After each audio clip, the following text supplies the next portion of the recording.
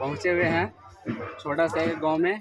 देखिए यहाँ पे झुमटा निकाला गया है, आज 9 तारीख है और यहाँ पे साधु जी हैं और कृष्ण जी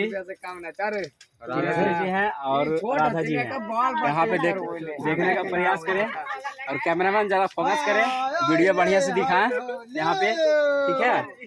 और सत्यनारायण और कुछ बोलना चाहेंगे? हाँ, बोलना चाहेंगे। वीडियो दिखाओ कैमरामैन। में गाने गाने का मन कर रहा है। अच्छा होली आपको कैसा लगा? बहुत अच्छा आज लगा। का झुमटा कैसा है? एकदम बहुत मस्त है। बहुत अच्छा है ना। चलिए ठीक है, आगे और चलते हैं, दिखाते हैं, ठीक है कैमरामैन। थोड़ा